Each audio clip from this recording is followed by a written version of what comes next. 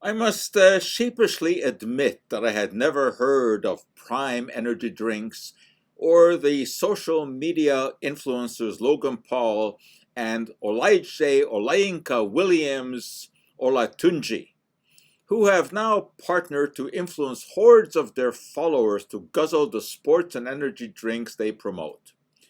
But these days, thanks to the magic of Google, it doesn't take long to come up to speed on virtually any subject. So I now know that Olatunji is a British rapper, boxer, and YouTube personality who goes by the name KSI for knowledge, strength, and integrity. Not sure of his knowledge. His integrity is questionable, but he seems to have strength, which he exhibited in two boxing matches with Logan Paul, who is also a boxer as well as an actor, professional wrestler, and YouTuber. The two have combined 40 million followers. That's an impressive number.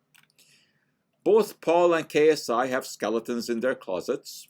Paul, for example, got himself into a mess by showing a video of a corpse in Japan's suicide forest, and he has also been the subject of a class action lawsuit for promoting a video game scam, while KSI has been accused of sexual harassment and uttering racial slurs.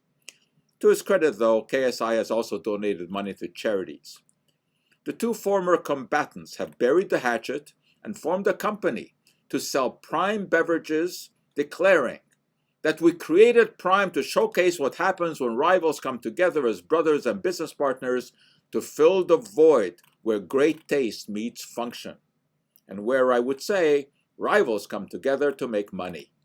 They are doing that with some big-name European football teams like Arsenal and Barcelona partnering with Prime, hoping that by declaring it to be their official drink, they will attract Paul and KSI fans.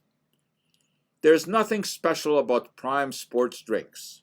They contain the usual array of electrolytes and artificial sweeteners, and indeed are useful for athletes involved in vigorous, high-intensity, prolonged, sweaty activities.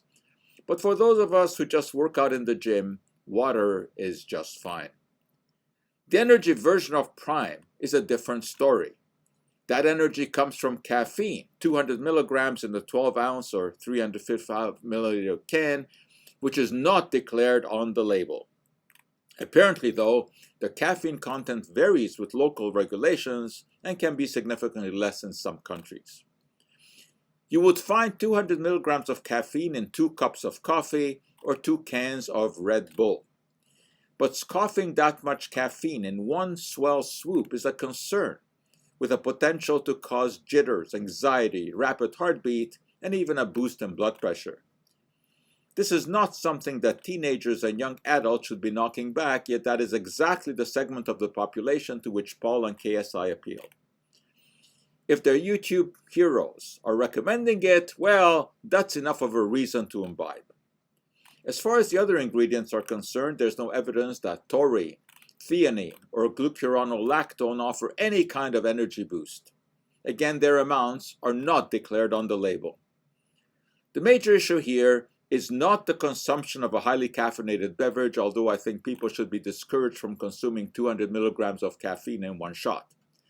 I think the major issue is the uncritical consumption of hype generated by a couple of scientific nobodies that has led to shortages in stores and a hysterical search for cans of Prime, mostly by teenage boys. When it comes to advice about nutrition, the prime source for information should be scientific experts, and they are unlikely to recommend Prime. And that for today is our Cup of Joe.